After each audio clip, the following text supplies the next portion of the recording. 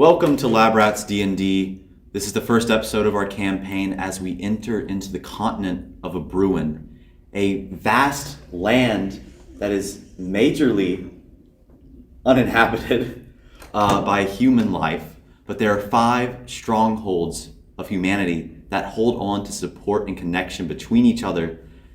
103 years ago, scientists and magicians came together to form something called the Network. There could be a terminal in every city on this continent that could transfer information in an instant, and it revolutionized this continent, taking it from inklings of mechanical conceptualization to industrial revolution. But 20 years ago, the network fell. The Callahan crew, a team of scientists and historians and everybody else who could possibly work on something of a project this huge, were working to enable the physical transfer of matter between cities, going beyond just information. This would bring Abruin to an age of utopia, but abyssal threats came through every point where there was a terminal, and 1/6 of the population of this continent was lost. Today it is the 56th day of the month of Kvetan, year 1165. Let's get to our characters who are in the city of Anchor, a city of sailors, workers, and unions, and generally just maritime industry. It's on a cape, Hansky's Cape. Ships used to come in and out of here all the time before the severance, but now it has dried up a bit. The city is in dire straits, but let's focus on our characters. Darron, tell us a little bit about your character. Let's see. Václav is about 5'9", pretty average height. He's on the bulkier side. He's super bulky. He has a lot of Eastern European features, very pale skin, sunken in cheeks, comb over brown hair with blue eyes. Casually, he wears a nice button-up black shirt and black pants, which is also what he wears to work. He has a strong, resting bitch face, and he is about 36 years old. Okay. Václav is working a night at the Yeasty Finger.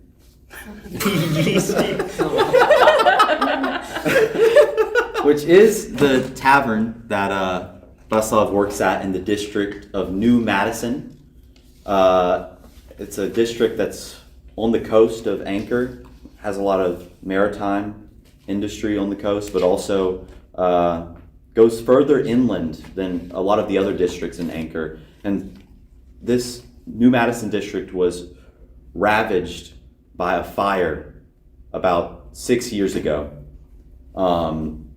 And since then, it has been overrun by crime and generally just become a worse place to live than it was. And there's been a lot of police presence, and the Yeasty Finger has gotten rowdy. It has gotten very rowdy, but a little infectious, maybe. A little infectious rowdy, and security has been heightened. But every now and again, Václav still has to deal with somebody coming in, being drunk or aggressive or whatever. And a bumbling drunk walks up to you, trying to get access into the Yeasty Finger on this night where there is a musical showcase to sort of try to renew the culture of New Madison, and something that's been called the New Madison Reclamation Act, which has been proposed by several counselors on the Council of Anchor. And tonight in attendance, the security is very high tonight. Your boss has high expectations for you tonight. There's the second counselor of Anchor, the third counselor of Anchor, the president of the University of Anchor, and Captain Raymond Clarkson of the New Madison Police Precinct of the city of Anchor. And this bumbling drunk comes up to you, and you have a list of names. And he comes up to you and he says, Easty Finger closed tonight? No, but for you, yes. For me? What the hell's the issue with me? What's your problem, man? It is very special night tonight. Special night? Yes. Somebody like you is not welcome. Do you know who I am? Do you know who I am? Vu. My name is not Vu. My name is James Cordelin, and I have been a faithful patron of this establishment since before the severance. So I think I deserve a spot in there tonight. Let me guess, you got a list? You got a list of names? Yeah? Yes. I checked the list. Read down the list. I read down the list. Is the name there? No, his name is not there. At all. You need to leave. Oh, yeah? Yeah? Yeah? What are you going to do about it, big guy? And he pushes you. Uh-oh. Or should I say small guy? This he's just a little bit taller than you. He's like 1 inch taller than you. Push him right back. Okay, make an athletics check, please. Yes, sir. Please don't kill famous British comedian and actor James Corden. Scrolly. Cordelin, James Cordelin. You're talking about the short British guy, James Corden? No. I don't know who that is. 11. I know he was in Cats. 11? Mm-hmm. Okay. Is that with bonus? Yes. Okay. This guy is already drunk, and he is a lanky guy. So it doesn't take much for Vaslav to push him back quite a few feet. But this just makes James a little bit more, what the hell? Did you just push me back? Yes. You need to leave. You know what? I got some coin, okay? I got some coin for you. I got some coin, and if you let me in, I'll give you the coin. I do not care for your coin. You seem to not understand the weight of this situation. I understand it perfectly well. You do not belong here tonight. Come back tomorrow. He starts to walk off. James sort of, like, you can see in his face that he's taking note of how huge he's realized you to be. And he is like, this is not worth getting knocked out over. And James just sort of starts to walk away. And another person starts to come up to the line. And they have a cap with the symbol of the Army of Anchor Police Division on it. And a trench coat and a tie going down. And the trench coat is fully buttoned up. And this person has a scar going from here to here. This person is probably about 40. And you can tell by the way that she's dressed that this is not just an average officer of the Army of Anchor Police. And she asks you, are you Vaslav Borek? That is correct. Good. It did not take long to find you. Your presence is requested at the 5th Counselor's office tomorrow at 5 o'clock in the morning. Okay. And she pulls out like a paper that has this writ on it saying, it's signed by Ansel Moskowitz, the 5th Counselor of Anchor. And you all know Ansel Moskowitz to be a counselor who has been pushing for the Reconnection campaign, which is a movement to reconnect the terminals across the 5 cities in any way that they can and reestablish the network. This has been a controversial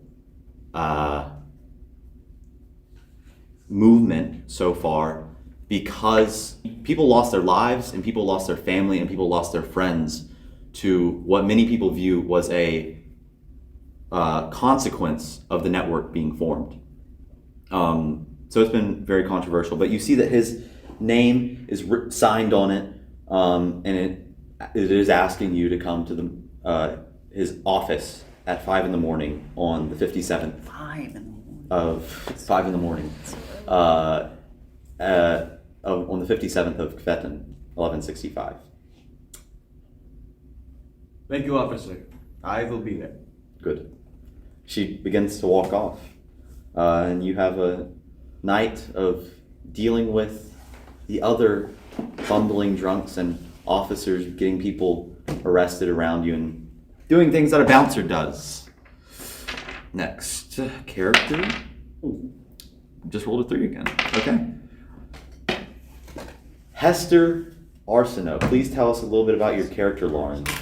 Okay, so Hester is about 26 Mhm. currently. She has kind of a shorter build, about 5'3", 140 pounds, but she's very sturdy, and she's got, I'd say, kind of Mediterranean European features. She's got a very strong Roman nose, kind of rounder face, olive skin, very dark, curly, short cropped hair, and a lot of her clothes are well kept because she keeps them tidy. She'll sew something if it needs to be patched, and she wears a lot of kind of practical clothing, so pants, nothing really too showy, lots of pockets. Okay. Yep. I think that Hester is in Pix. Tell us a little bit about Pix. So Pix is her self-started locksmithing store. The business has been a little bit rocky recently, but she's just kind of hanging out. Stuff is absolutely everywhere. If you guys want some business, actually, I'd No. way. No. Please share. I really appreciate you guys' business. Oh wait, I forgot that I can continue playing music. Pix, Yeah. locksmith, and metalworks. So yeah, if you guys need anything fixed, Arcano? Arsenault. Arsenal. Did you make these? Drawing I them. designed them, but she printed them. I did print them. Any lock, any day, any time. This That's is so peak. great. This is peak. Wow. Hester is sort of sitting at the sort of front desk of this establishment, Pix, and you hear. Actually, make a perception check. Okay. That's a nat 20. You hear first nat 20 of the campaign. Wow. Can I add? Lauren rolled 2 nat 20s Yes. before we started rolling. 3 actually. Three? This is my third. Third. Yeah. It's weighted. Let me... That is a 7. That is not weighted. So you hear. Are you using a salsa cup as your roller? What? Huh? Okay. That was a 7. Hester hears a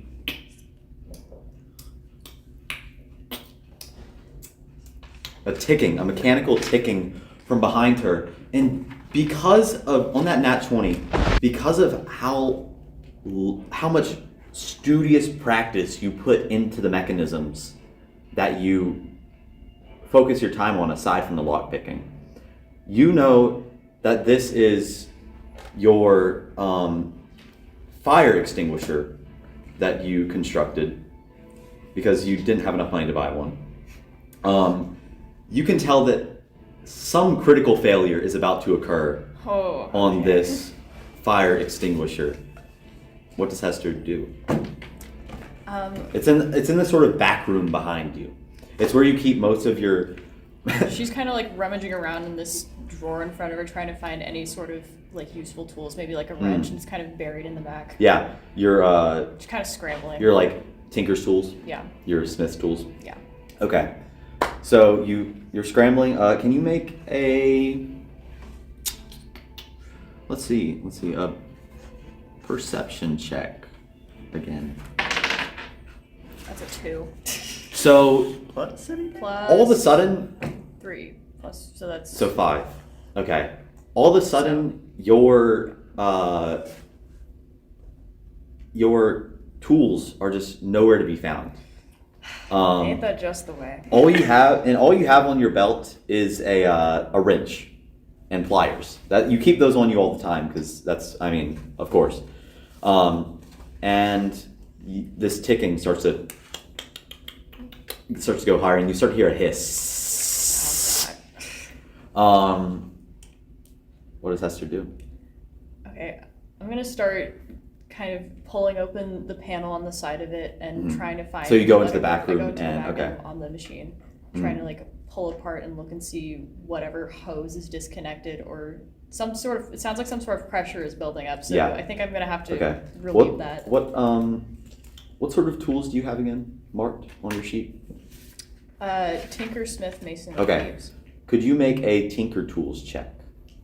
So I believe that is your intelligence bonus Okay. added onto that. That's 14 total. Okay. So you open up this panel and there is just steam. This is a water-based fire extinguisher, and there's just steam just coming off of every single part of this mechanism. Okay, I need to turn off the water. I think is the first step. Okay, so you sort of navigate your way to the water meter and you just shut it off, and then you get back to the mechanism, the fire extinguisher, and it is still the steam starts to die down, but there's still this ticking sound going, and you realize that it's make another Tinker Tools check, please. That's 18. You immediately recognize that this is the timer in this fire extinguisher. You designed it so that if a fire were to occur, this is sort of not just a fire extinguisher, but also a sprinkler system, so that if a fire were to occur within Pix, it would be extinguished, obviously. And you realize that this is the timer on it so that water wouldn't run forever after it was extinguished. And you realize that it's just going haywire, but it's going forward. So it's adding more time, but you don't know whether it could go backwards and start to spray water all over your shop. Oh. So could you make another Tinker Tools check? Okay. 13. Okay.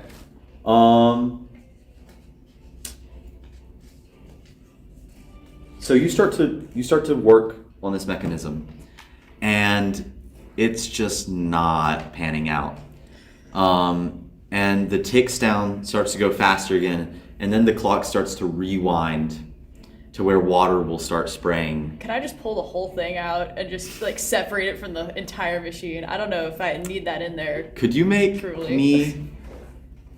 Because who really needs a timer mechanism? I'm gonna tell you, this is bolted into the wall. It's part of a sprinkler system that goes through pipes throughout your entire shop. Could you make me a hard DC 20 athletic? Do you have any athletics at all?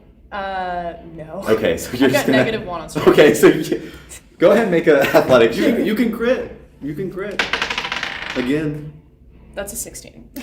Okay, so you grab onto the sides of this mechanism, and it starts to go, but it just doesn't come off. And the clock. I got a wrench. Can I hit it off or something? Just start banging on it. Sure. Yeah, make another athletics check. 10. That's not gonna do much. That does not work. You're sort of just banging against this mechanism, hoping that it will come off of the wall, and it just doesn't budge, and the clock, again, keeps going back. And you hear from the sprinklers above, and water starts to douse the entire shop of Pix.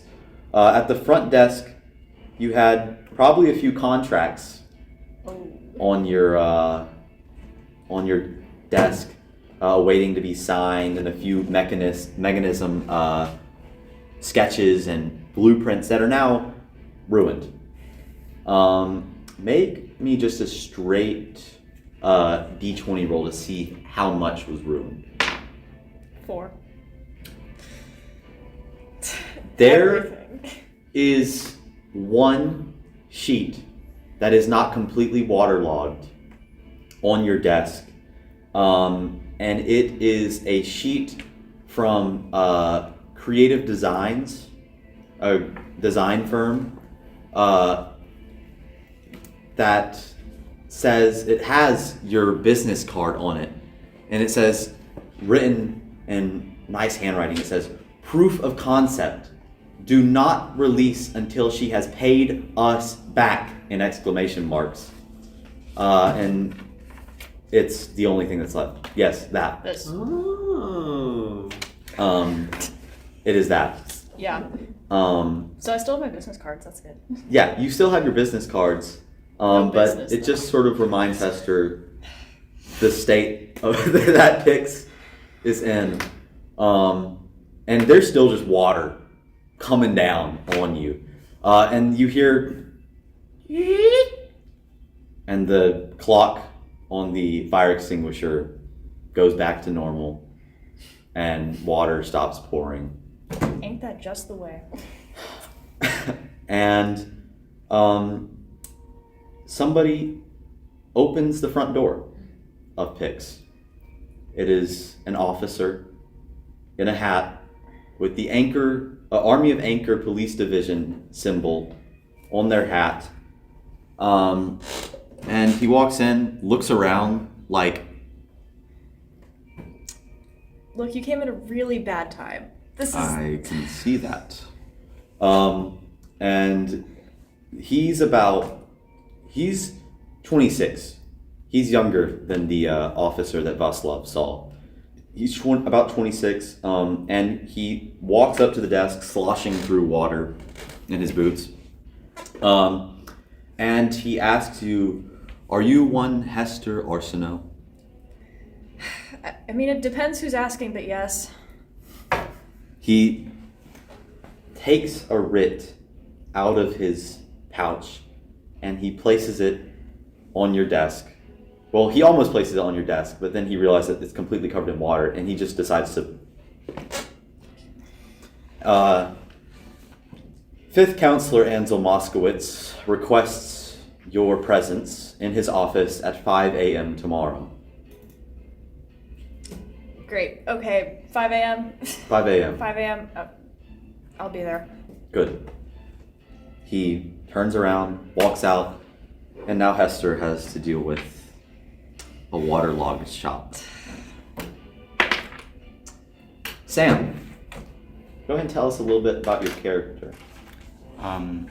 So Cyril Vosich is a bit of a wily looking individual. Although only 26, there are clear signs of age as streaks of white hair pierce through their head.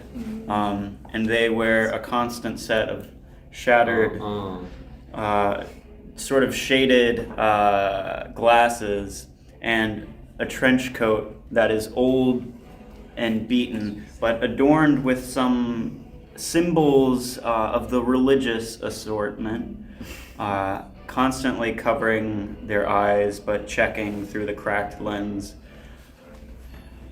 A bit frantic at all points and jittery, just looking about. Cyril is sitting in a building called the Covenant of Man on 276 Steelage Lane. It is the center point of the religion that is also called the Covenant of Man in the city of Anchor.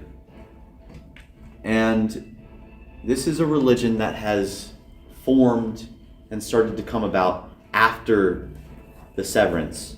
There were many instances of people starting to sort of find gods after the severance.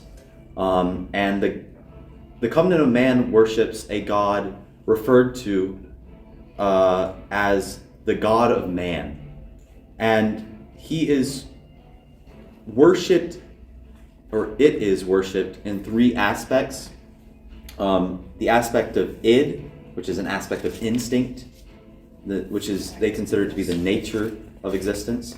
The aspect of order, superego, which is sort of the structure and justice of our world. And then the aspect of compromise, ego, which is the balance between the aspect of instinct and the aspect of order.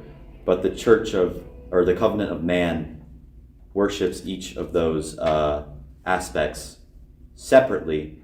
And Cyril is sitting in the Covenant of Man after a sermon on the aspect of ego, and is sitting in a pew alone as sunlight beams through the stained glass, each one depicting a different aspect of the God of Man. What is Cyril thinking in this moment? Just sort of relishing in the sermon that had passed, trying to find the broader message that's being said, not focusing on the words, but just thinking about like, wow, this really spoke to everyone. I could see them all react together and feeling that sort of communal agreement just sitting in there.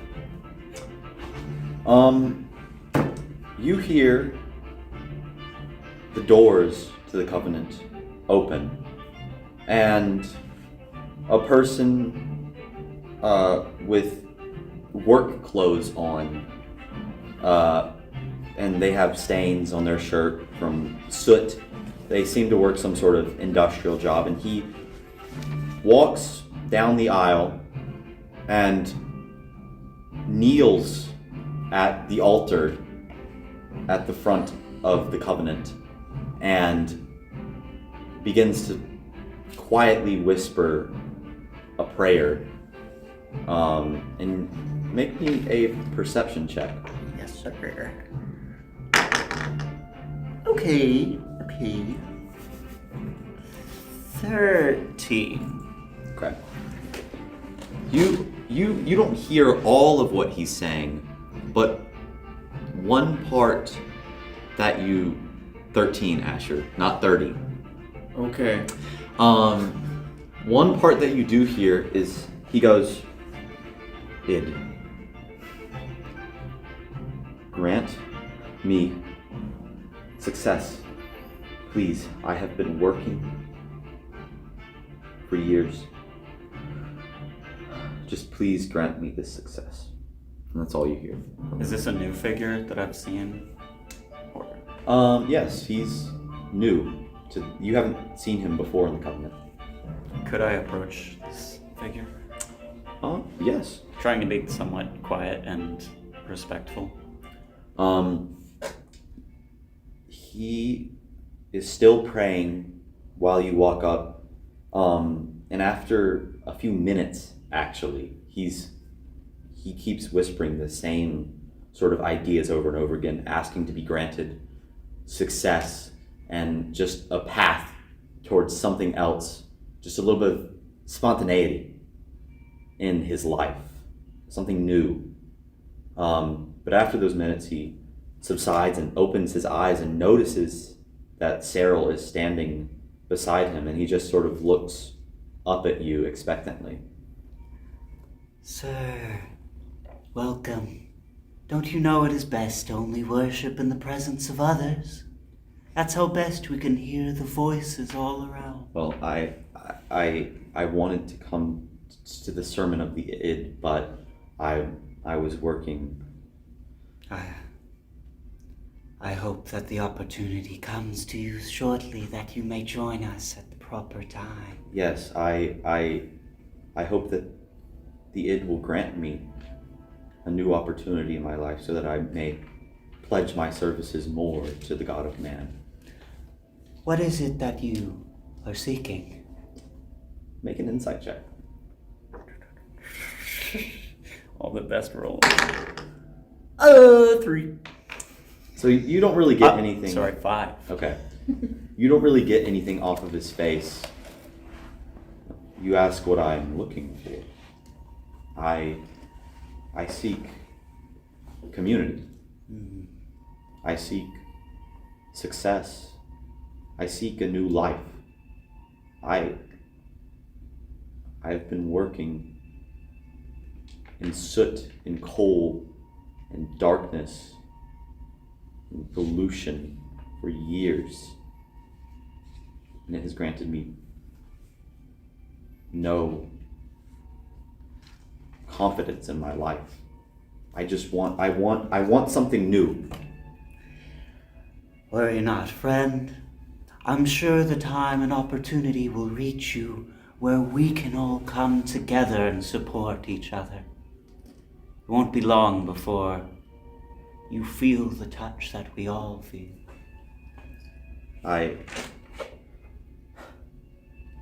Make a persuasion check. Yes, sir. I can do that one better. 22. He is on the precipice of crying. You see tears begin to well in his eyes, and he just sort of solemnly stands up and pulls you into a hug. And he just says, "Thank you."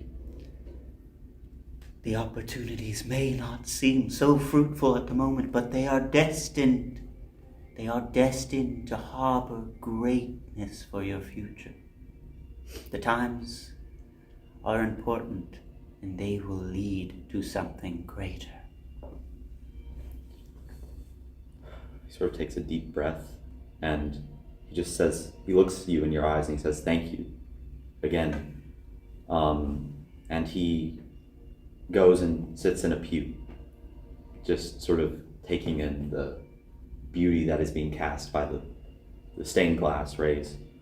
And another person comes into the Covenant of Man. They have a cap on with the Army of Anchor Police Division symbol on their cap. They wear not a trench coat, but a vest. And they have slacks, navy blue, and a tie. And you see that this person has a saber in a holster. What is that called? A sheath. A sheath on their side, on their utility belt that they have. And this person has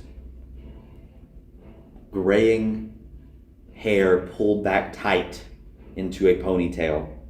And she's a bit taller than Cyril, standing at, how tall is Cyril? Average height.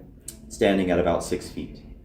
And she is sort of just a large person, like in stature. And she walks in and she looks around the Covenant, and she sort of, Isn't it a marvel that we are all granted the opportunity here? Cyril Vosich? Yes. That's you.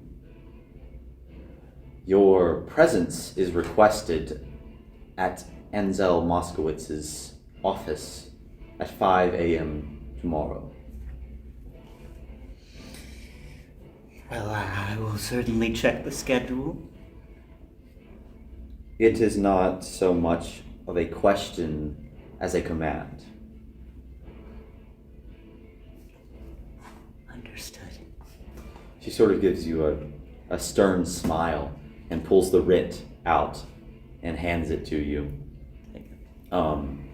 And she takes another look around the Covenant. Make an insight check.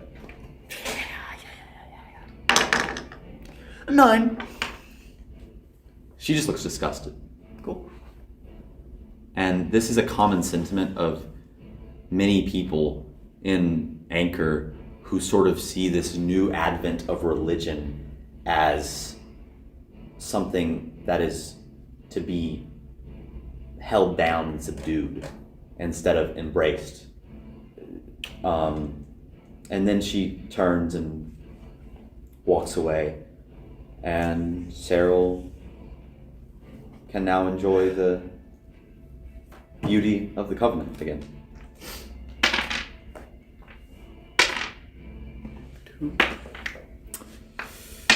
Asher, tell us a little bit about your character. Okay, Edwin Alphonse Tuttle is at least 5'11" and a half. Okay. 250-ish. He's kind of working on getting bigger too. He's got kind of just the build of like a small silverback gorilla.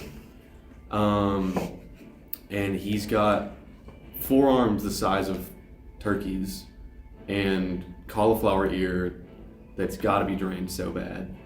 But it won't happen. No time.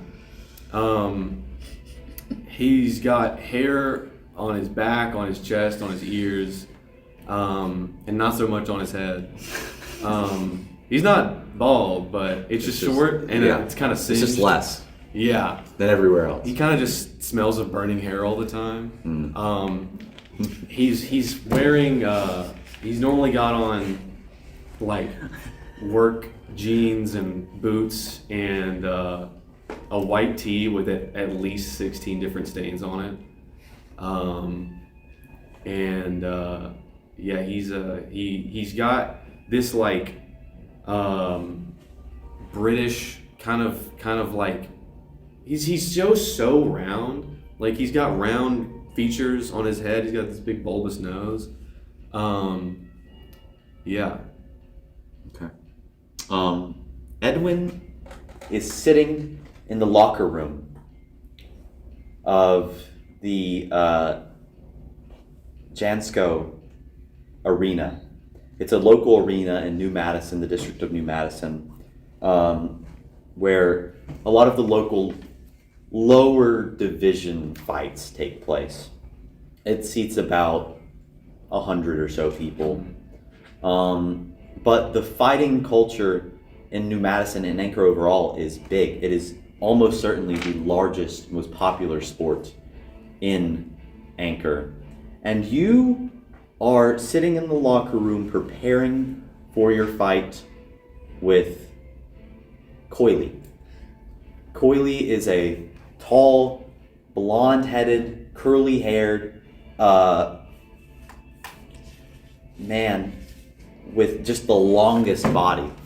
Like, he is just tall, looks like he could sway in the wind.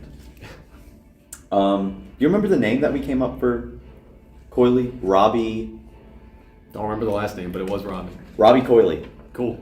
Robbie Coily is in a separate locker room. Your opponent is in a separate locker room. Tell us a little bit about the way that IBS fighting works.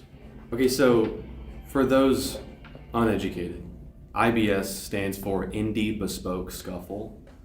Indie for do it yourself, bespoke for do it for yourself. And scuffle for fight. And scuffle for getting it on. So it's this league of fighters where each competitor designs and constructs their own weapons and armor, or other tools if you so wish, and they kind of duke it out. An Indie Bespoke Scuffle started as what it is in the name, Indie. It was just a small ring of, neighborhood fighters, but it has since then become this huge conglomerate of fighting entertainment, not only in Anchor, but extending to the northwestern city area of Novacek as well. Could you show us the poster that IBS has produced? Oh, irritable syndrome! I got a fly. This is not for Edwin's fight, but this is a fight that is happening on the 57th of Kvetten, so the next day, between Anchor and Ludek Bros. This is... The Anchor. The Anchor is you think Edwin is big. The Anchor is huge. He stands at 6'3". He's probably got like a 12-foot wingspan. What? Right to the ground. No retconning, that's true. No. He has 3 No elements. retconning, because his arms cut off here and are prosthetics. from his forearms on That'll do it. that spring out Oh. and pretty much just open from the wrist and sort of concentrate, just are designed to make his hits harder. It's not a different weapon, it's not brass knuckles, it's genuinely just designed to put as much G-force into a punch as possible. The anchor It's is... an orangutan. The anchor, Colt Caddis is his name.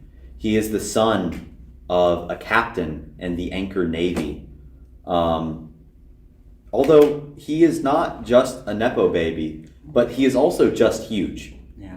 He is massive. Big Nepo A baby. huge, massive Nepo baby. Big Nepo baby. Big babies. Boss Around. baby even. Big babies. And he is pretty much the premier fighter of Anchor. He's called the Anchor. And there's a fight upcoming with Ludek Bros from Novacek. And he is the premier fighter of Novacek. And they are battling it out for the belt of the superweight division, of the top division of the superweight division tomorrow. But now Edwin is in the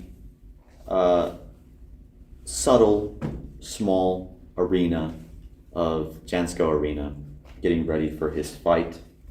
And your appointed trainer for this fight comes in and says, "You ready? How you feeling, kid? I mean, I'm gonna do it. I'm gonna make it. You're gonna do I'm gonna it. do the whole thing. Let me see what kind of mechanisms, gadgets you got going." Doodads galore. So he'll reach into this comical like duffel bag that's just tattered. And so first he's gonna pull out. So he knows his opponent beforehand, so he has fully counterpicked his weapons. Right. So he's gonna pull out this. It's effectively just a long chain that he coated in like liquid rubber that's cemented, so it is fully insulated, Yeah. but still weighs as much as a chain. Yeah. And so he's got that, and he can either use it ranged or he can wrap his hands and use it as brass knuckles. And also, on a different note, so he pulls out this little. It looks just like a stick bug. Okay, first, make me a Tinker's Tool check for that first mechanism, which will determine Doodad. how well it performs. Fantastic. Tinkers. Okay. First of all, one thing I'd like to add, and we might have to fix this in post. I looked it up. Tinker's tools are decks, so it's whatever. Somebody got bad decks. Worse. 15. Wait. 17. Tinkers. Did you just roll a crumb? Can we get on to the can you describe to me the next mechanism that Tuttle has prepared? It is just kind of just a stick with two fans coming off the top and a coil all the way down with a rubber band wrapped around it. And when he pulls a pin, it just flies. It just goes and it starts bouncing off walls. Okay. Another Tinker Tools check, please, Uh-huh. to determine how well the flying thingamajig goes. Please get that 20. You think? That is a crumb. Be the god. That is a crumb. That is a crumb. I'm thinking. That's a 19. Oh my god. Okay. Do you have any other mechanisms? But just keep making them up. You're rolling too well to not. I mean. I'm gonna give you 3. Okay. I think on a defensive note, okay, I'm gonna make a reference, and he did put spray-on shoes on his body. All over? Most of his legs, yeah. Okay. He didn't make enough. So he intended them to be shoes. He didn't sort of make enough for the whole leg. Right. So he made sure his feet were good, and then just kind of like went ham Yeah. on the rest of the Yeah. situation. So you just look crazy on your bottom half. Yeah. Okay. Yeah. It's just so I'm. Go ahead and give insulated. me a check for that. Last tinker. Tinker. Check. That's a 15. Good God. Thanks. I'm running good. Mr. Rolly. Mr. Crumb. Blame Mr. Crumb. That crumb is weighted. No, I charged it. I did. I charge doubt it. you can even read anything on it. You're just like, 20, about 20. 22. I'm looking at you. I rolled really high. I did too. Okay. Give me 1 second. Okay.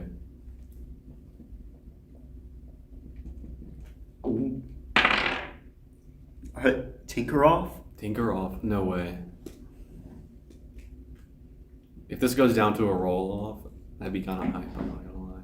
Your coach, your appointed coach, it's like, those are pretty good. Pretty good. How long you spend on those? An unfortunate amount of time. That's how it goes. There's like bags under his eyes, and he just reeks of smoke. That's how it goes. This coach, by the way, is sort of a short man, sort of like Danny DeVito, but more James Corden. built. Maybe James Corden like. Am I gonna have to kill his character in the first? Okay. No, but he's sort of this tall. He's like a Danny DeVito build, but just a meatball. He has got muscles roiling under his skin as he moves. Hello? Why are you scared? It's nasty. Yeah, he is nasty. He's got like a tuft of hair just on his chest that's exposed by like the white beater that he has on, and like just like boxing shorts on. He's not a boxer. He just has boxing shorts on. He's a meatball with a tuft. He's a meatball with a tuft. In fact, because you were sitting down in this locker room, he has eye contact with you, like Yeah. straight. I'm kneeling down to. Yeah, and get he my is stuff straight out. eye contact with you. Yeah, that's how it went in the league, kid. Back in the day, you would just spend hours, but now these kids just make up whatever and spend Whatever. whatever. And I designed these. No, not you, kid. I believe in you, but these other ones, they Really? are. You believe in me? I believe that you could win the fight. It's a first. Trust me, it's a first. What are? Okay. Yeah, I go in for a hug. And you wrap around. He sort of just. Just a whole like twofold. He just sort of, and you are essentially hugging his head, Yeah. because of how much taller you are I kiss him on than the him. God. Do you actually? Okay. Aw, dad check. So that's a nat one. Don't tell me I can track the tuft. Go ahead and make a. Go ahead and make a persuasion check. Yeah. Persuasion? Yeah. You're Perf. good at that as an artificer. Perf. You know what? Perf. That's great. It's a good roll. It's a good roll. It's a 10. It was a good roll. He just sort of like.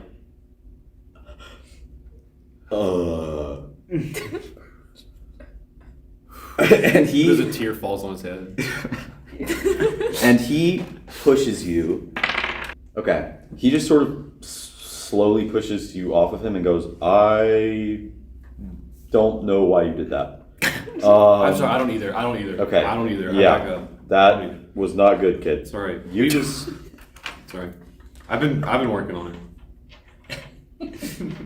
He just sort of rubs his head, like where you kissed him. There's definitely a stain. Is Edwin wearing lipstick? Just No. a stain from grease? Charcoal. Charcoal. Okay. Yeah, there's a charcoal kiss on his head, Yeah. and he just sort of. It looks like he's gone to Ash Wednesday. And he just says, just get out there in the ring. Yeah, I got Just- it. I got just it. I go. got it. Can you don't tell the agency about that, Okay. please? Okay. Thanks. Okay.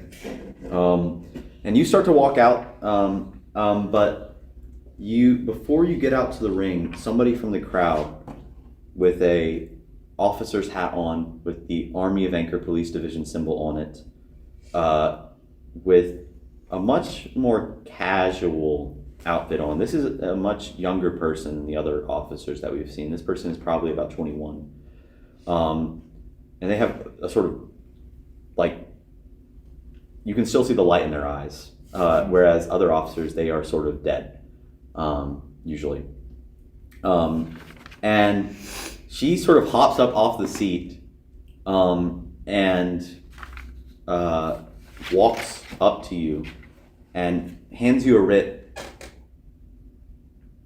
I like uncoil my chain from my hand and take it. And you are Edwin Alphonse Tuttle, right? Ugh. The Alphonse got the quotes? Yeah? You are you're requested at what? Moskowitz. The The fifth Counselor? counselor, yes. At his office at 5 a.m. tomorrow. I mean, if I've already got a gig, I don't even need to fight, right? I mean, I start like unpacking. Coily is right there. On the in the box. So this is unrelated to the fight. I thought this was going to be The like counselor does not care about your fight, Edwin. Well, then why would I care about them? Because this is not a request, this is a command. Okay.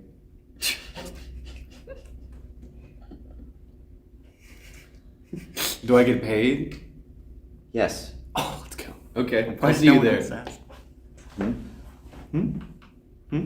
Are the rest of us getting paid? Are we all getting paid? You didn't ask that question. Oh, I guess so. I didn't realize.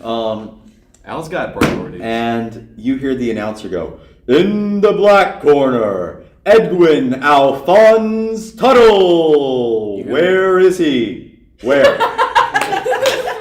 I'm running. I'm like, the chain is just dragging behind me. I'm like wrapping it up, and I'm running and I'm trying to start a chant. Eat, eat, eat, eat. Make me a performance check. You got it. 15. What? You hear about a third of the audience start to go eat, eat, eat, eat, eat, eat. Are you saying eat? Eat. They're sort of eat. But the and then Coily is just kind of looking around like. I just walk to this direct center of the ring and like start They stop. taking it in. They make a performance check.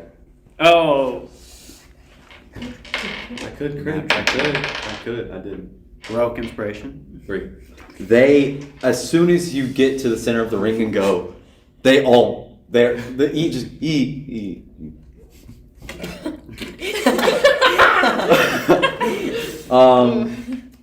And Coily starts to smile. This guy is a guy who genuinely has maybe 3 brain cells in his head, and you just look at his face and he's just like, and then the announcer goes, and in the white corner, Coily. All right, gentlemen, let's have a fun fight, a clean fight. You know the rules. No murder, no outside help. That's it. Now get it done, gentlemen. The mic goes back up into the ceiling, and he walks out, and a barred cage begins to descend onto the box. Is this the other guy? What? What? That's the third My guy. opponent. One moment. No, a barred cage begins to come down onto the arena, and the fight begins. Coily starts sort of lumbering towards you. He's got a stabilizer going up his back, a mechanism that keeps him from just falling right over. Because he is just so huge and so much of his mechanisms are top weight, he would fall over if he didn't have the stabilizer. But it has been built extremely well. So he starts to sort of lumber towards you, and his punch glove, which is it's a glove on top of his hand that springs out towards you and sort of just goes like this. And let me make a hit roll. Dang. What's your AC? 15. Okay, so he just misses. It goes over your head. The coil actually goes over your head, and you just kind of dodge. And now it's your turn. Edwin's move. I kind of overread. Dude, Okay, so it is. He has missed his punch, and now it is your move. Kill him! I sort of overestimated the agility of these. Yeah, they almost They're right move on at- their own volition. Yeah. So I think first thing I'm gonna do is wind up my stick bug and just let it go and just see what happens. I feel like Coily is just gonna get distracted. Okay. He just kind of seems like the guy. His eyes kind of go in two different directions. Yeah. So maybe I'll avert his gaze. Yeah. You release the little stick bug dragonfly thing, and it starts flittering around this barred cage, and coyly, both of his eyes actually come back together and focus onto the bug, and he throws another punch glove hit at this thing, and he completely misses. Okay. It just slams into one of the bars of the cage, but the wind coming off of this throw knocks the bug out of the arena, and it starts to flit away. I spent weeks on that. But it did distract him, so now it's back to you. Okay. Plan B. I would like to loosen my chain where it's long, and I want to try to kind of wrap it around one of his gloves and just kind of incapacitate one of his arms and try to close distance. Okay. All right. Could you make a to hit roll? That's a 10. Okay. It does not hit, unfortunately. And it just sort of, it begins to wrap around, but it's kind of like when a grappling hook sort of goes over a cliff, but it just slips off. Doesn't get right on it. And then, so you missed. And Coily, again, turns back towards you, sort of with his arms like this.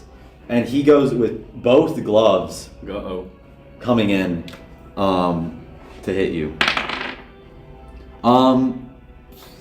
This is a nasty one. Both gloves connect, one right in the liver and one just coming right across your jaw like that, going separate ways, sort of cross-secting you. And that hurts pretty bad. Okay, it's your move. So has he closed distance with me? Yes. Okay. Well, he hasn't, but his gloves spring out. Okay. They are very long Yeah. spring coils that... I will do the same and try to just get Punch. one of these. I wanna. You know what? Yeah, I'll just try to close and start landing some hits. Yep, okay. Make a to hit roll. Boom shakalaka. Hello? That's a 17. Okay. That hits. And you land a shot right on the sort of connector between the boxing glove and the the boxing glove in his arm, and it just falls off. And you start to hear people clamoring in the crowd. Cool. And as Coily is sort of confuzzled about this thing just off his arm, you take a look at the crowd, and they're not looking at the fight. The officer that you saw earlier is arresting somebody in the crowd. The person that you know to be the bet taker, who runs the books, taking bets and gambling. And the sort of master of this, this is not the master of this fight ring goes, stop, And the announcer goes, hold on a minute. Hold on a minute. But you see one more window to get another shot in before the cage starts coming back up. I'm gonna, since I've got ample time to do this, right? I've got so much time. Yeah, to it's do slowly.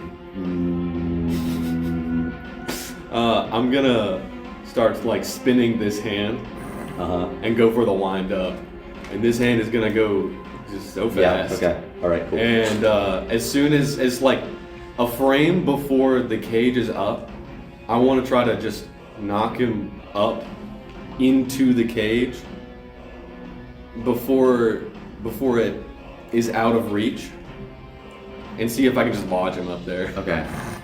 Make me a to hit roll and an athletics check. Okay. To hit, nat 20.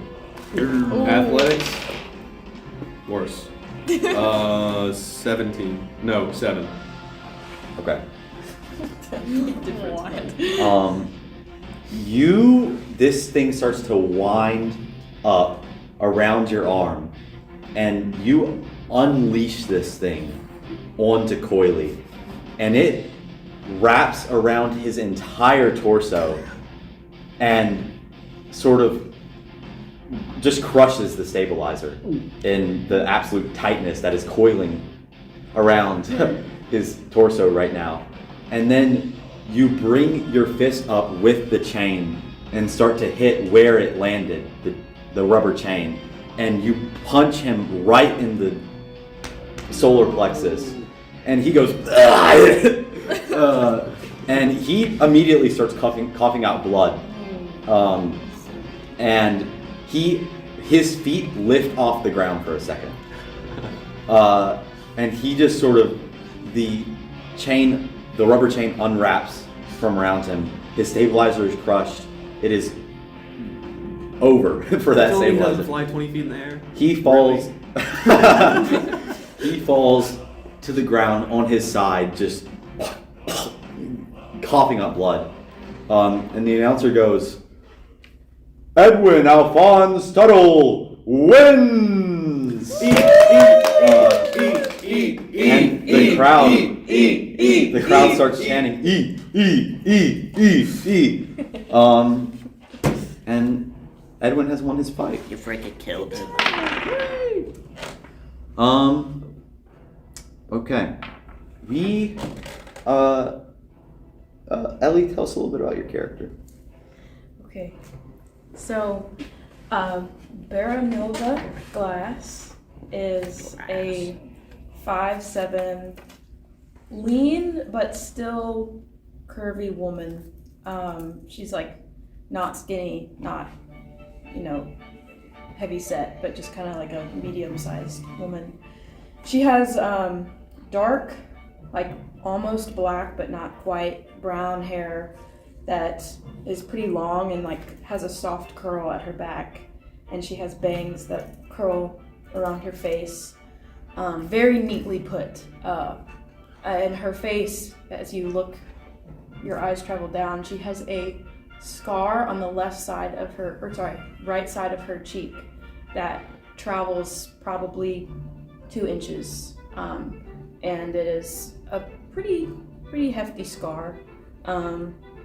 So in her belt, on her belts were bundles of scrolls with musical inscriptions and songs, lyrical compositions, and then she has small instruments also adorned to those belts, probably like a harmonica type of instrument, not exactly, but it's like weird looking, just ready for the use at any time. And she kind of takes up a lot of space, just with her personality, but also with everything that she carries on her. She's not very jeweled. She doesn't have a lot of jewelry on, but she is very, very well kept. Like, her face is very clear and pretty, and her hair is very nice and smooth, as well as her clothes. But yeah. Okay, thank you. Baronilda is sitting in the backstage of the Yeasty Finger. She has been invited on as part of this showcase with the singer Mina Marotra, who is probably the most famous singer in Anchor, being brought. She's from New Madison. She's been brought to this showcase as part of, again, the New Madison Reclamation Act to sort of renew things. We've got a famous singer in the backstage of the Yeasty Finger. You telling me she went through the back door of the Yeasty Finger? You telling me she went through the back door of Yeast? The Yeasty style? Finger would not normally be used for an event of this caliber. And Mina does have a lot of security with her. Mina is here. She's from New Madison, and the Yeasty Finger would not normally be used for... Darren named this place. Let's go. Darren named the Yeasty Finger. The Yeasty Finger would not normally be utilized for a event of this caliber of distinguishment. Is that a word? Distinguishment? I don't know. Sure. Yeah. Distinguishment. But the Yeasty Finger is sort of the bar in New Madison that everybody knows, despite its roughness, and so they Just by the chose. smell? Asher, be quiet. Look at me looking. Okay, I'm done. We gotta kill Ash. I'm all done. Hey, Yeah. when you guys meet at Moskowitz's office, No. cut this. Event would not normally be in this sort of establishment, but they've chosen it because it is sort of the one place that everybody in Anchor knows in New Madison with her. Mina has just finished her set, and you are sitting in the backstage of the Yeasty Finger, and the MC announces that Captain Raymond Clarkson of the New Madison Police Precinct is going to be coming to the stage to talk about their efforts to renew New Madison. She says, everybody please welcome to the stage Captain Raymond Clarkson of the New Madison Police Precinct. Please welcome him. And he begins to walk up to the stage. And you have had encounters with Captain Raymond Clarkson. Baronilda, as someone who has played her music and participated in protests against the New Madison Reclamation Act, has been arrested many times and has seen many people be brutalized by Captain Raymond Clarkson himself and thrown in prison just for protesting.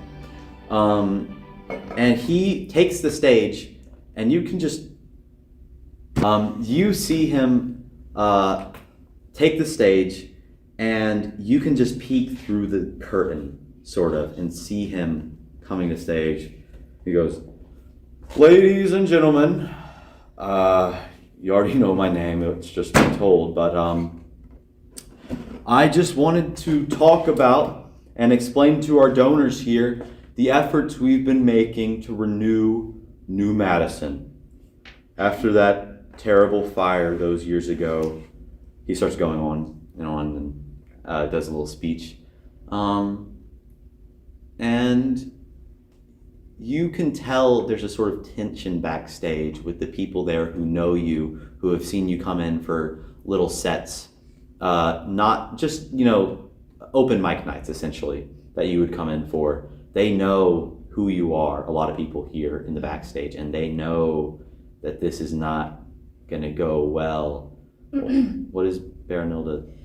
She's gonna go up to, I assume there's some speakers and stuff set up to the side. Mm-hmm. And she'll take a spare microphone and a stand and plug it up into the speaker and adjust it into the next to the strings of her guitar, and she will start tuning her guitar really loudly into the speaker. And then she'll start.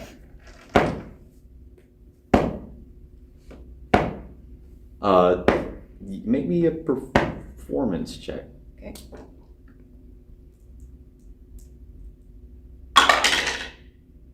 Okay, that's a. What did you hit? Huh? I rolled it in my It's own like a thing. gadget went off. 24. So a piercing noise of you tuning your instrument goes through the entire establishment, and the captain sort of looks off to the side to where you are and makes eye contact with you, and he just sort of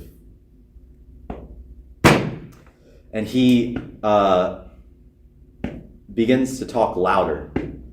Oh, really? Okay. She'll start strumming her guitar and playing to a tune. And then she'll lift the microphone stand up to her mouth and she'll. Are you, so Baronilda is on stage at this point? Yeah. Okay. Mm-hmm. Okay. Make me an. Actually, we'll just keep that 24. What song do you sing?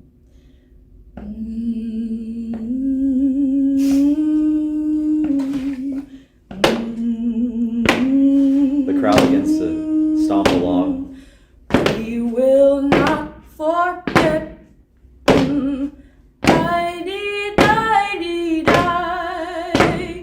For the blood we spilled, tomorrow is not high.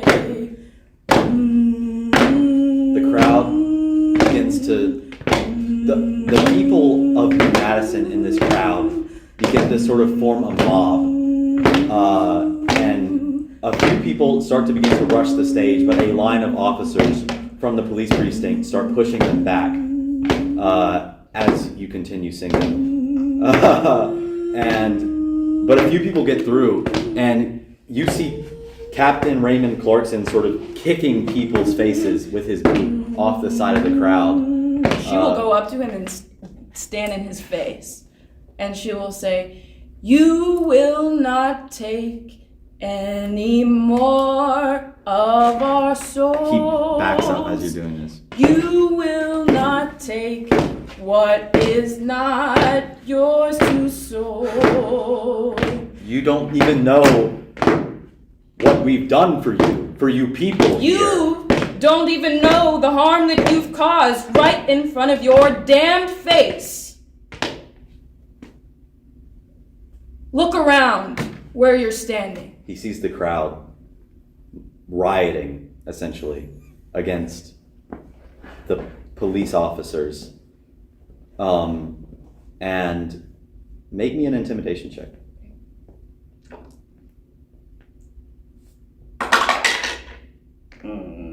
7. He is attempting to rip your instrument out of your hands. And My guitar? yes, your guitar. We're gonna make opposed athletics checks. Okay, so I'm gonna roll athletics. And you go ahead.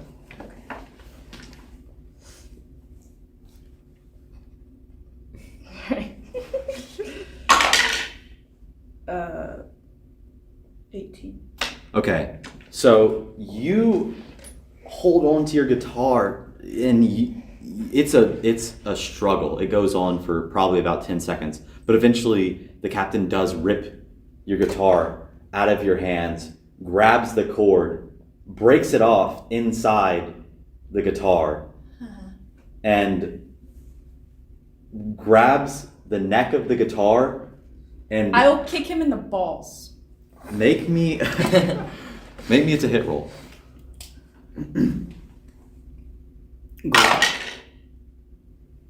What's that plus? Proficiency. No, it wouldn't be proficiency. That's a 11. Okay. You just don't connect. Okay. You hit him in his thigh, and it obviously causes him discomfort. And at this point, you can see in your what is that vision called? Peripheral vision. Officers coming and starting to rush towards the stage, onto the stage, and they start to rush onto the stage, and he takes your guitar. Let me make an athletics check here. He takes your guitar and he throws it all the way to the front doors of the Yeasty Finger, over the crowds of rioting people, New Madison, and it shatters in half. It just, you hear, and it just like, and falls to the ground in front of the door. And then he grabs you by your arm and starts to try to put your hands behind your back. I'm going to cast. Kill this guy. Computer. Kick I it am going to cast Vicious Mockery Okay. on this guy. And if he's grabbing me, I'm just gonna be like up in his neck, and I'm gonna say, "You're gonna wish that your mother never fucked your father. I'm going to fucking kill you." Okay. All right. So you have to succeed a Wisdom saving throw. Yep. Give me 1 second. That'll be a 21. Bro, why is it good? Computer, nuke this guy. Nuke this doofus. That does it, yeah. He doesn't. He says,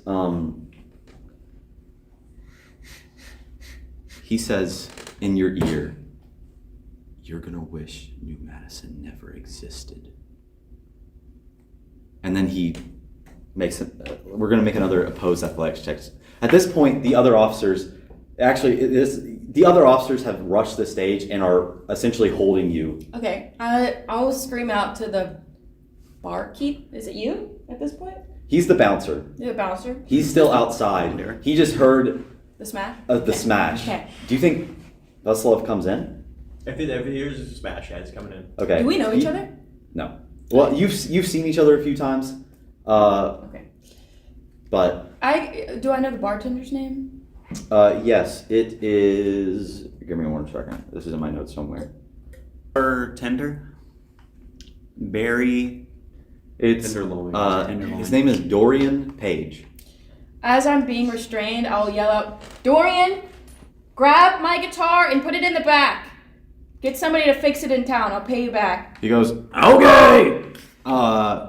And you can see that he's responding to you, even though he is attempting to calm. This is a disaster. Yeah. And you see the counselors with their security around them start to shuffle out the side doors, and Counselor Muriel Maturin just sort of shakes her head and walks out. And pretty much everybody important is starting to get out as fast as they can. And the crowd is still pushing against the police line. And she'll yell out again. She'll say, "You see what they do to your people? Everybody take a hard and fast look about what's going on here today." The police officers start to spray pepper spray and into the crowd, and that pretty much subdues most of the people here, and you get taken to the police precinct. In fact, the captain himself has your hands behind your back, has you in handcuffs, and throws you into the wagon. And you're alone in the wagon. And you get carried to the New Madison Police Precinct, where you are brought in by 3 officers who are all a bit younger looking, and they lead you into an interrogation room and sort of forcefully sit you down at a table and walk out without a word. Okay. And Baronilda sits there for a good 3 hours before one hanky Yes, steelhead sir. passes pass this around if you want. Don't. We've got a hanky in the house. Walks into the interrogation room, sort of looks over the state of you, and goes, Where's your son? "You did it this time. You really did it this time. Well, he came to save me again, so I can't. You're lucky. You're goddamn you're lucky. here. What's the? Just walking out. I'm a first level officer. I don't have. That's the fucking captain you assaulted. You can't sweet talk. Sweet talk? Hey, I know you can sweet talk. Do some of your magic or something. My magic? Yeah. You think I've been working at this precinct for 5 years, I'm still a first level officer, and you think I can talk my magic? Listen to me, Baronilda. You can't keep doing this. You got me out once. You can do it again. It's been more than once. It has been more than once, and every time I had to take skin off my own back to do it. You weren't there. Where? The yeasty finger? Yeah. You miss every single one of my performances. What's that about? Are you embarrassed to be seen with me? If I'm seen with... Okay. Listen. Yeah, I get it. I get it. Okay. Your reputation's... Okay. Stop it. You stop it. I'm sitting here in handcuffs. Baronilda, listen to me. You're goddamn lucky. Because some fuckhead here has bailed you out. What? Some fuckhead in an army of... This is a fucking high officer. I don't know what kind of fucking pockets you're in nowadays. What are you talking about? Who? I don't know their name. That's your whole job, Hank. Right now, my job is booking these people that you got to riot at this show. And listen, I understand. The Reclamation Act, it's been... You get that fucking captain in my tavern, and you're gonna tell me not to sing? I'd rather die, Hank. I'd rather die. You will if you keep acting kill like me. this. Oh my Kill God. me. You won't. kill you? No, of course I fucking won't. What the fuck are you doing? He starts to laugh. Yeah, it's funny. Kill isn't you. it? Kill Yeah. you. Okay. Let's calm down. I'm calm. Are you calm? I'm calm. I'm bored. That's what I am. You're bored? I've been in You're here for bored. hours. I'm You're hungry. bored. You could have brought me a snack. What are friends for? I've been booking people for 3 hours. I didn't tell you to arrest anybody, okay? I didn't tell you to get up in the face of the captain. Write an article or some shit. I don't know. I'm a lyricist. I'm not a blog poster. I don't write in the newspaper. God, oh my. You know who did, though? Yeah. Just Don't talk Can about you- Birdie. Don't. Okay? Don't talk about I'm Birdie. sorry. I'm sorry. I'm sorry. Can you just figure out who the hell bailed me out of here? I mean, They're coming in to talk to you. right now? When? Right after I leave. Okay. So they sent you in to sweet talk, like usual. I came in here to do you a favor and tell you that someone was coming to talk to you. Okay. Because I love you. Okay? Drop that. Drop what? Whatever you just... You stop Get it. out. Get Stop out. it. Hank. You know it's not like Get that. out. Okay. He walks out. And you actually wait about 10 more minutes. And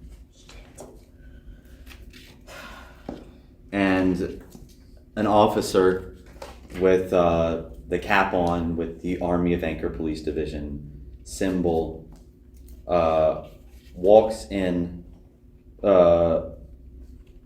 with this person that has a cloak around them, and they have an insignia of a high ranking officer. This is somebody who was appointed by the counselor themselves.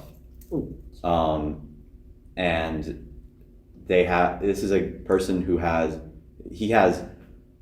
mostly black hair with gray streaks going through it on the sides of his head. And he has a cleft lip and glasses on, very like stern looking, very severe face with wrinkles, and he is about 6'1", and he just sort of walks in silently. Hello, officer. Welcome to my office. How can I help you? Funny. You are Baronilla Glass. She. Seems you're getting lucky. The counselor requests your presence tomorrow, 5 a.m. in his office, and all charges will be dropped. All of them? Not the petty theft, but everything else, yes. Fine. Do you have a place for a girl to stay, or am I staying here for the night? We can accommodate. Good boy. Excuse me? No? You heard what I said. Let's go. Make a persuasion check. Okay. It's good man to you. Loosens tie. What'd you say? Persuasion. Come on. 11. Bro, what kind of bard are you, bro? He says, he gets a smug smile on his face. He says, yeah? That's how you want to play this? Yes. I've had a rough night, okay? I'm sorry. Forgive He my pulls out silver tongue. a paper, and he begins to read down the list. Oh, God. Inducing riot, attacking a police officer, attacking a police captain, mass Attacking hysteria. a police okay, all right. Well, I did kick him in the thigh. Yeah, okay. Continue, sorry. Inciting violence against a counselor. Twice, Okay, by the way. I get it. I understand. Yeah, you're gonna stay here for the night. And I'm gonna tell them to put you in General Cell Block 3, okay? Okay. Unless you want to apologize. He smiles.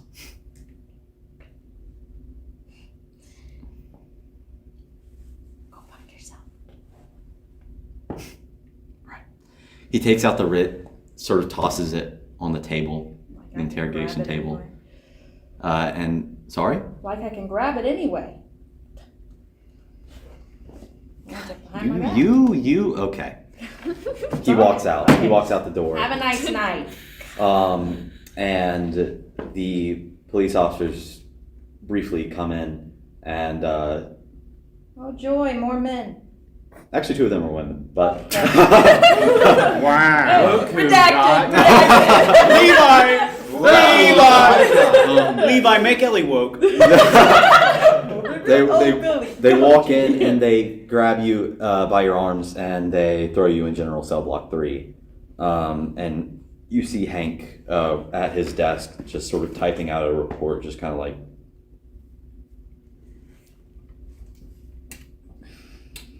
just making best not to make eye contact with you. And you spend the night in General Cell Block 3. Clay, tell us a little bit about your character. So my name is Thalen Isra, and he's this 6 foot, kind of lanky, brooding sort of fellow. He's got this like long cloak, you know, as rogues do, I guess, that goes like extends all the way down, like as long as his body.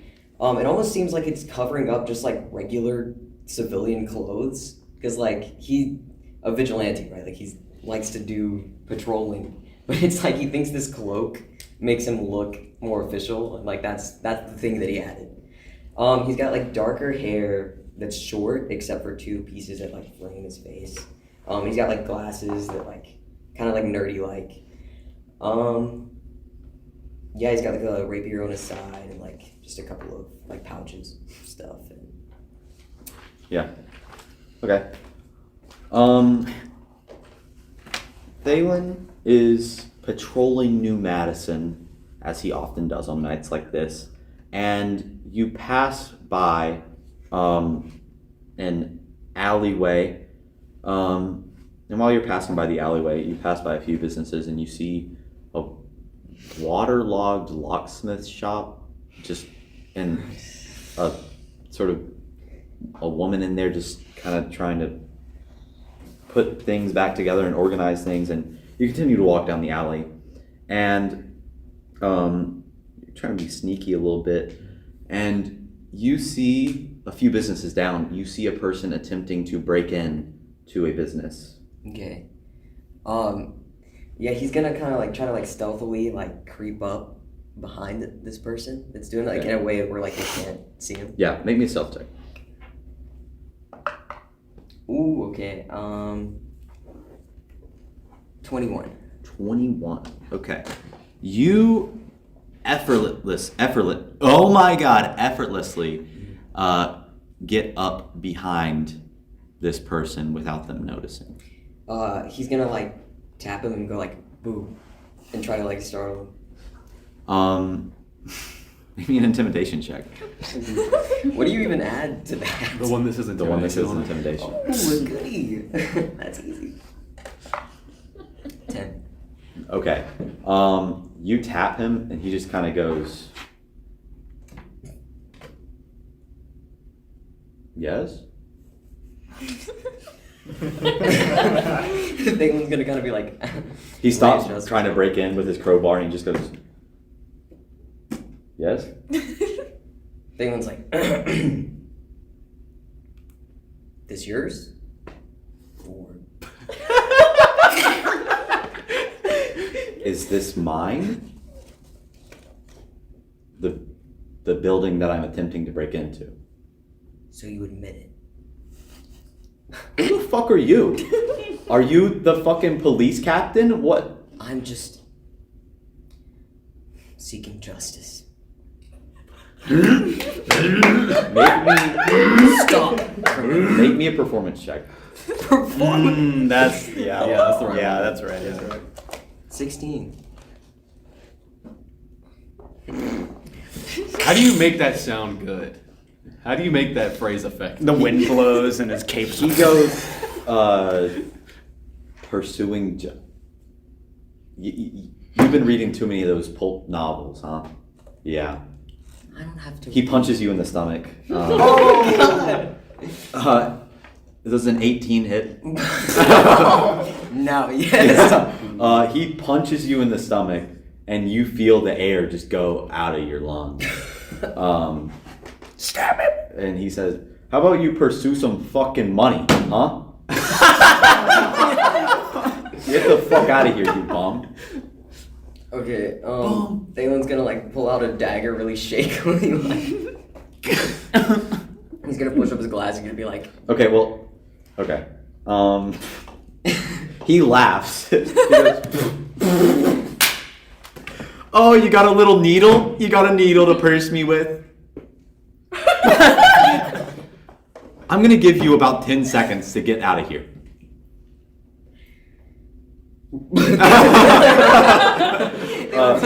Runs around. And tries to- he just turns around and starts working with the crowbar again. And you, as you're getting out of the alleyway, you see him get inside. And as you turn the alleyway, there is a group of 3 officers of the police division walking down the street. Thalen like freezes up and immediately takes off Make the a stealth other check. way. Student stealth. 16. Okay. Yeah, you get away, without them even noticing that you were there. But you've turned the other way, so now you're going back towards the guy. Let's go. He realizes this and then he goes back the other way because we're in this like alley, right? Like Yeah. there's not really many avenues to go. Yeah. You start to run back towards the officers. Can you try to like climb up somewhere? Is that doable? There is a fire escape ladder going up the side of the building. Do me an acrobatics check. Okay. I believe 17. Wait, Okay. hold on. 18. Yeah. Thalen just pretty easily jumps up and grabs onto the fire escape ladder and starts to go up the side of the building. And he gets to the roof. Thalen gets to the roof, and you look out and you hear sirens blaring. Hold on, no. All Sam just texted me, are you pulling out your yeasty finger? cut this. No. Cut this. Keep Please it in cut this. raw. I want this raw and unedited. 2 of them. One What? yeastier than the other. I really was not trying to make this hard, but this Dalen run. Yeah. So you get to the roof and you avoid arrest and also getting punched in the stomach again. Yeah. And possibly worse. And you hear sirens begin to blare all over town. And you see wagons, paddy wagons with people filled going down the streets. And you hear that they're singing a song about some sort of protest song, some kind of revolution song. You get to the rooftop and you see, make me a stealth check. 10. Okay.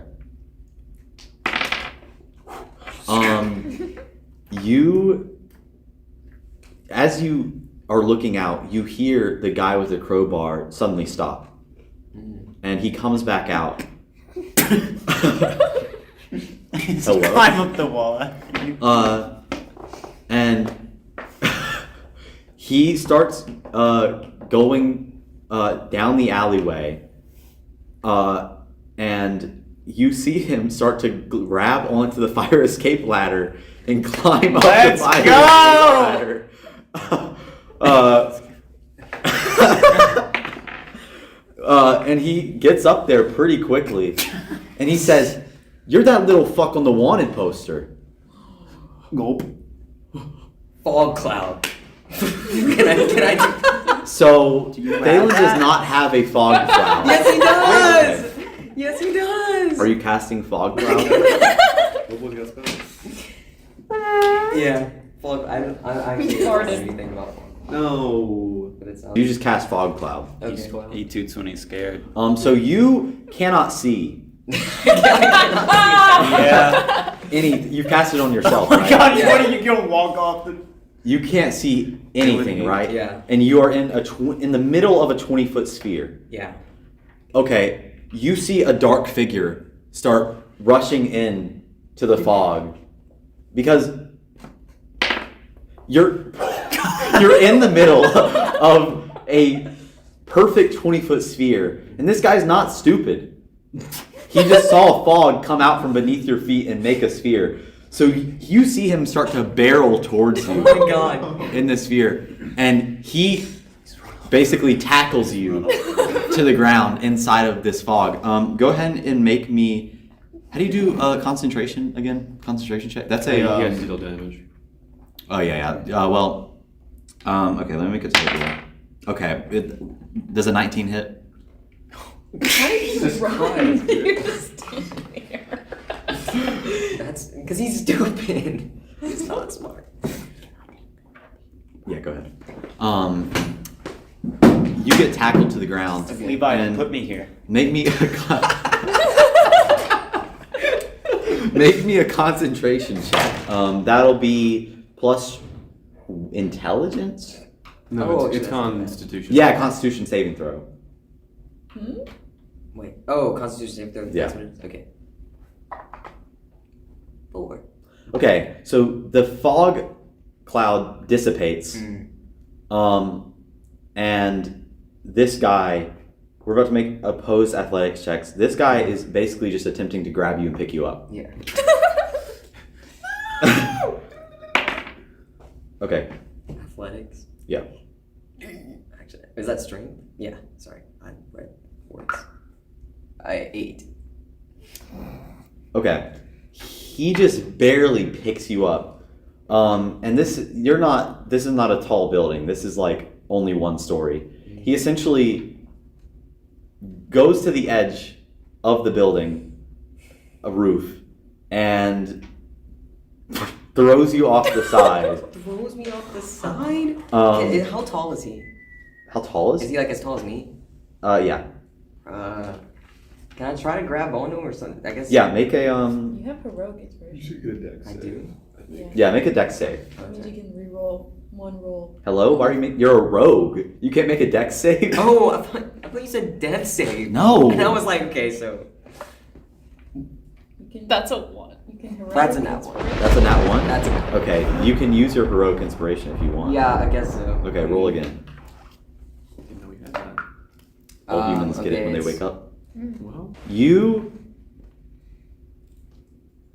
grab onto him and you sort of yank yourself back up onto the roof. And you're actually fully out of his grasp from Okay. the way that you got back up there. Can I try to get away, like run? Can I Yeah, try to run away from him? make a dexterity check. Straight dexterity. Actually, acrobatics. Okay. That's the same thing. 12? 12? Oh, is it straight? You know added? Or is... No, Sorry, no. Add acrobatics because it's an Yeah, okay. acrobatics. 12. So 12. Yes. Okay. I was trying to like run away from him. You're on a rooftop, so you're trying to get Yeah, back down I'm the trying to- ladder? yes. Okay, so you get on the ladder and you start to slide down, and you halfway down the ladder you fall. But you land on your feet, but it hurts. You hurt your knees a little bit. And the officers hearing this ruckus come back around the corner, but they just see a guy running and they just walk by. So you're Just running. running? Yeah. Okay. Make me a survival check. What? 19. Okay. You get back to your dingy little apartment with no incidents. And when you walk in, you see a letter on the ground addressed to Thalen Isra from the office of the 5th Counselor, Ansel Moskowitz, with the Army of Anchor Police Division sigil on it. Can I like is my I guess I don't really have a lock on the door, but is it like is it just slipped under? Is that what it looks like? Yeah. Okay. Well, yeah, he's gonna like pick it up. Pick it up and open read it. it. Yeah. It's a writ it's signed by Ansel Moskowitz, requesting your presence at the office of the counselor at 5 a.m. tomorrow. Okay.